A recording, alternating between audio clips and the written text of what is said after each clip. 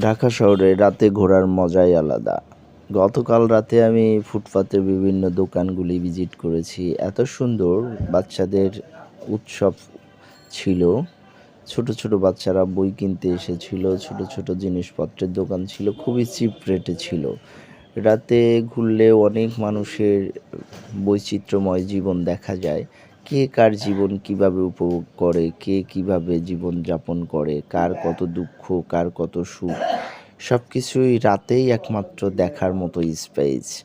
আপনারা যারা জীবন উপভোগ করতে চান অথবা কারো সাথে কষ্ট শেয়ার করতে চান, আপনার দুঃখটা কত বড়, কতটা ছোট এগুলো কম্পেয়ার করতে চান তাহলে রাতে বের হন। কত বাবা, কত মা, কত ভাই-বোন কীভাবে তাদের জীবিকা নির্বাহ করে, কাদের জন্যে কী কাজ করে, অথচ তাদের দিন শেষে কী পরিণাম হয়, আপনার কষ্টটা তাদের সাথে একত্রিত করলে কতটা বড় অথবা কতটা ছোট, আপনি কতটা সুখী সেটা দেখতে পাবেন। আপনারও জীবন আছে, ওদেরও জীবন আছে, এক মৃত্যু দিয়েই শেষ হবে।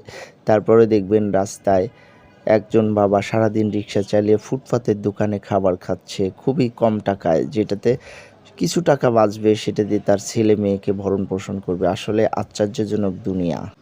এই ফুটপাতের দোকানগুলিতে কতটা ভালোবাসা জড়িত, কত কম টাকায় কত সুন্দর বাচ্চাদের সুখী করার জন্যে, পরিবারের সুখ কেনার জন্যে একদম সহজ সরল মানুষগুলি আসে। চিন্তাই করা যায় না। তাদের ইনকাম সোর্সের সাথে তাল মিলিয়ে সবাইকে খুশি করতে তারা এটা সেটা কেনে। বিশেষ করে বাচ্চাদের জন্যে সারাদিন কাজ করে মা-বাবা যখন গার্মেন্টস অথবা অন্য কোথাও থেকে কর্মজীবন শেষ করে চলে যায়, তাদের কেনাকাটার বহর দেখলে আমার খুবই ভালো লাগে।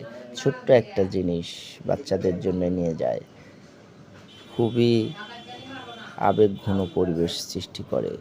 সবাইকে ধন্যবাদ। ভাই, ডিসেম্বর মাসে সবসময় ফলের দাম কম থাকে। যারা সবসময় কিনতে পারেন না, আঙ্গুর, আপেল, কমলার দাম কমেছে। আপনারা ইচ্ছা করলে বাচ্চাদের জন্য কিনে